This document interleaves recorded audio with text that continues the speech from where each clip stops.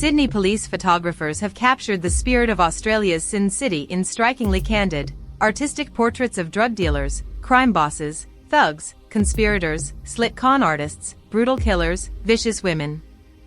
The collection of the Justice and Police Museum in Sydney contains 130,000 negatives, some of which have been digitized and are available on the museum's website. Each photo is accompanied by a story that sheds light on crime in Sydney between the two wars, from 1910 to 1946. The uniqueness of the collection is that local police photographers did not act according to the shooting protocol established around the world. The suspects were allowed to pose freely in front of the camera, to hold bags, papers, cigarettes. The surviving footage, filled with the personality of the suspect, is not much different from ordinary studio portraits. Penetrating swindlers, smartly dressed gangsters, trustworthy-looking rapists.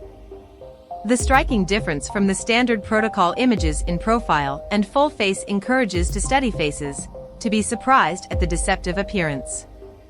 The photographs are in such a delicate balance with their stories that looking at the picture, learning about the crime committed by a person, there is an understanding of how insidious and many-sided the underworld is.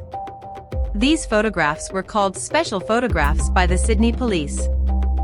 The person in such informal shots was without handcuffs, other signs of detention. The photo could be shown to the witness for identification without fear. The police provided photos to the press to illustrate high-profile cases.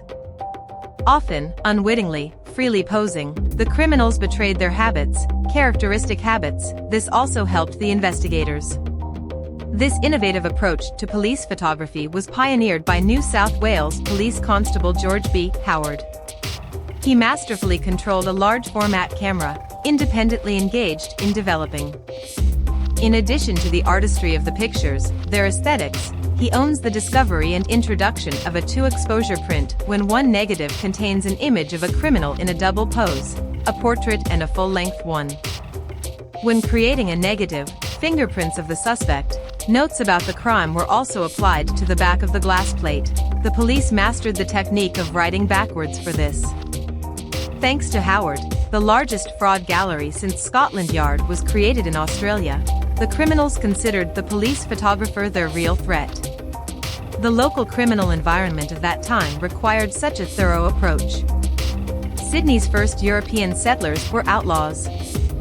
The city has for many years kept a reputation as a place where some of the most cruel, vicious, and cunning swindlers in the world live.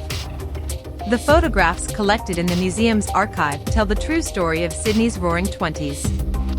Razor gangs that sprang up after the gun licensing law. As anyone caught with a gun went to jail fighting for turf, gangs slaughtered each other. Tilly Devine, Keith Lee, Norman Brown, all these leaders of the razor gangs are captured in the photo. A merciless war between gangster Kate Lee and brothel owner Matilda Tilly Devine has caused many casualties. Fighting for zones of influence, women organized gang wars, attacked policemen, and could violently fight on the street when they met. Kate ordered to cut and beat members of the Tilly group, which, in turn, robbed rival shops, attacked her cocaine dealers. During one of the showdowns, Kate Lee, placing snipers on the roof, ordered to shoot opponents. Gangs of burglars were active in the city. One such, consisting of Italian immigrants led by engineer Giovanni Lucci, was identified by an undercover police officer. The gang was detained during a night raid.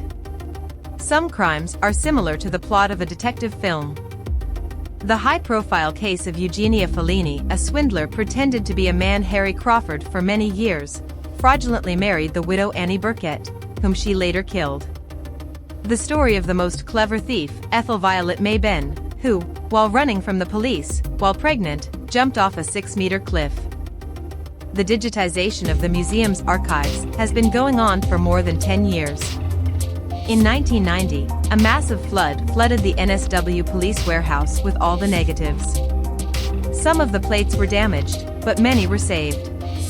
The police contacted the Museum of Justice and Police, handing over the affected archive. The collection has been washed, dried, and repackaged.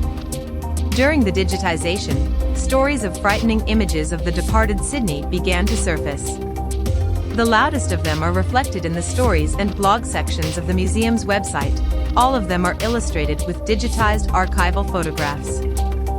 The museum has also published a number of books about the lives of legendary criminals, gang activities, and the most resonant crimes. All digitized images are in the forensic archive. Information about the key researches of the museum employees is immediately collected. You can see how the museum's repository looks like. Look at old negatives.